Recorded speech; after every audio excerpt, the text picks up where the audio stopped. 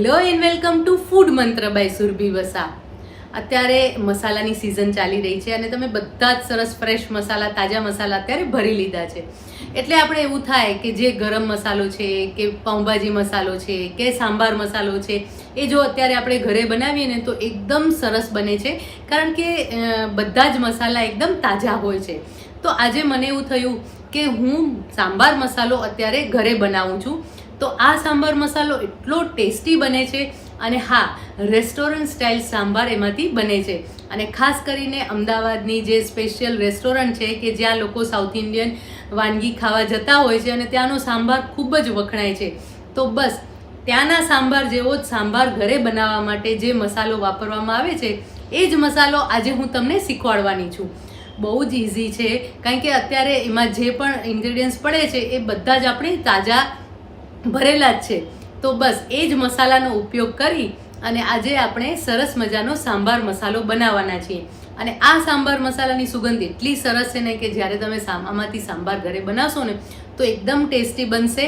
અને એ સાંભાર કેવી રીતે બનાવવાનો ને એ પણ હું તમને પછીના વિડીયોમાં ચોક્કસથી બતાવીશ. તો આજે તો આપણે સાંભાર મસાલો શીખી લઈએ કે સાંભાર મસાલો કેવી રીતે બનાવવાનો.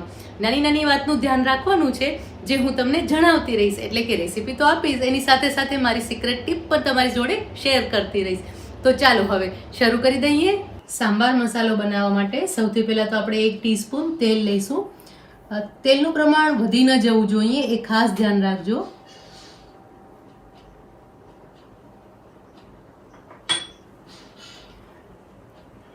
તેલ ગરમ થાય એટલે 2 ટેબલ સ્પૂન ચણાની દાળ ઉમેરવાની છે, 2 ટેબલ સ્પૂન અડદની દાળ લેવાની છે અને 1 ટેબલ સ્પૂન તુવેરની દાળ લેવાની છે. હવે આ ત્રણેય વસ્તુને સરસ રીતે શેકી લેવાની છે.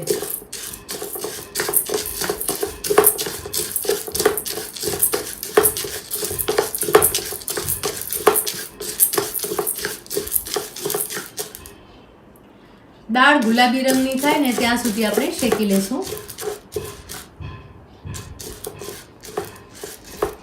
જો દાળ સરસ શેકાઈ ગઈ છે, સુગંધ પણ આવવા લાગી છે અને ગુલાબી રંગની પણ થઈ ગઈ છે. હવે એમાં 1 ટેબલ સ્પૂન આખા દાણા ઉમેરવાના છે, 1 ટીસ્પૂન જીરું ઉમેરીશું અને 10 થી 12 લીમડાના પાન ઉમેરવાના છે. હવે એને પણ શેકી લઈશું.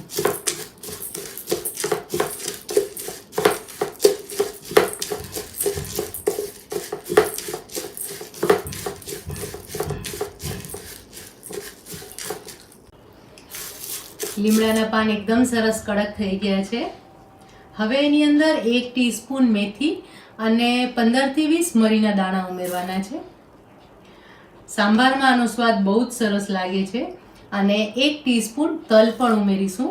આ રીતે તમે સાંભાર મસાલો બનાવશો ને ઘરે તો આ સાંભાર મસાલો એટલો સરસ બનશે કે બારે જે તમે સાંભાર ખાવ છો ને એવો ને એવો તમે તમારા ઘરે બનાવી શકશો. હવે 1 ટીસ્પૂન રાઈ પણ ઉમેરીશું. હા, રાઈ પણ ઉમેરવાની છે. મોટાભાગે આપણે રાઈ નથી ઉમેરતા હોતા, પણ આ એક સિક્રેટ એવું ઇન્ગ્રેડિયન્ટ છે કે જેના કારણે સાંભારના મસાલાનો સ્વાદ એકદમ બદલાઈ જાય છે અને જે સાઉથ ઇન્ડિયન સાંભાર જે બને છે એવો ને એવો જ સ્વાદ તમને આમાંથી મળશે. અત્યારે પણ બહુ જ સરસ સુગંધ આવી રહી છે. થોડું શેકી લઈશું. હંમેશા જ્યારે પણ ઘરે સાંભાર બને ને ત્યારે આપણે એવું જ થાય કે ના, આ સાંભાર તો બહાર જેવો જરાય નથી બનતો. પણ આ રીતે તમે મસાલો બનાવશો અને પછી જો સાંભાર તમારા ઘરે બનશે ને તો એ સાંભારની સુગંધ 4 ઘર સુધી ફેલાશે અને એકદમ સરસ ટેસ્ટી સાંભાર તમે ઘરે બનાવી શકશો. હવે એની અંદર આખા લાલ મરચાં ઉમેરવાના છે. કાશ્મીરી લાલ મરચાં આપણે ઉમેરીશું, અથવા તો રેશમ પટ્ટી મરચાં પણ તમે લઈ શકો છો. આ મરચાં લગભગ 10 થી 12 નંગ આપણે ઉમેરવાના છે અને ફ્લેમ ઓફ કર્યા પછી ઉમેરવાના છે, જેથી કરીને જે મરચું છે એ કાળાશ ન પકડી લે અને સાંભાર મસાલાનો કલર બહુ જ સરસ આવે. જરા જ શેકી લઈશું આપણે એને. પેન ગરમ હોય એમાં જ શેકાઈ જશે.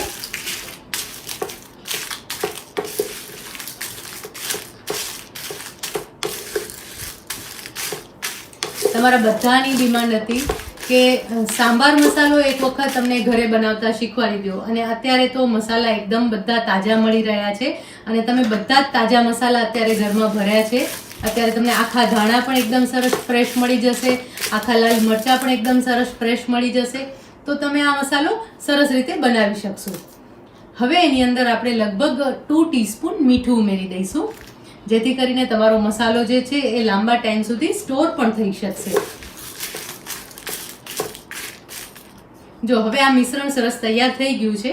હવે આ મિશ્રણને થોડું ઠંડુ થવા દેવાનું છે અને પછી એને ક્રશ કરી લેવાનું છે. બસ આટલી જ પ્રોસેસ છે અને સાંભાર પાવડર તૈયાર થઈ જશે. જુઓ, તમે જોઈ શકો છો કે ઠંડુ થયા પછી આ મિશ્રણ જે છે, જે તેલવાળું દેખાતું હતું એ એકદમ ડ્રાય થઈ ગયું છે. અને હવે આને પીસી લેવાનું છે. આપણે મિક્સી જારમાં લઈ લઈશું એને, અને જ્યારે પણ પીસીએ ત્યારે એની સાથે આપણે 1 ટીસ્પૂન હળદર પણ ઉમેરી દઈશું. સૌથી પહેલાં તો મરચાં જ લઈ લઈશું આપણે.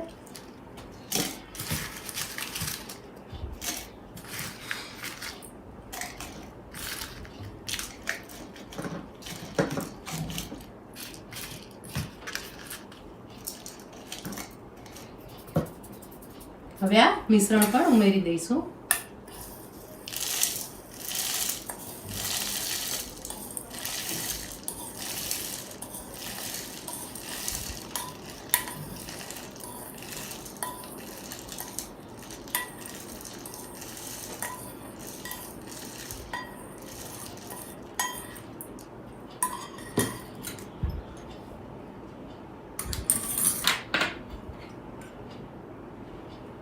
એક ટીસ્પૂન હળદર પણ લઈશું.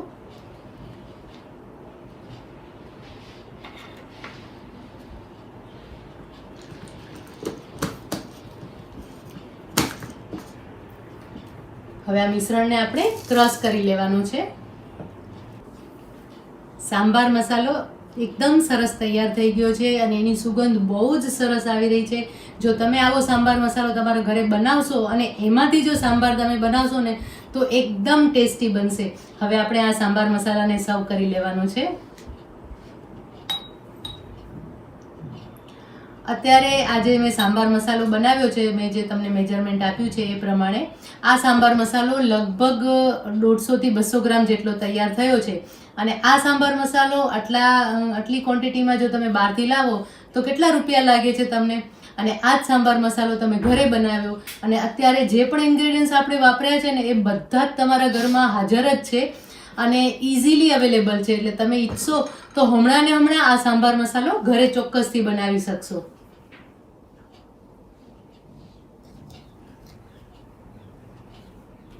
એનો કલર પણ એકદમ સરસ દેખાઈ રહ્યો છે.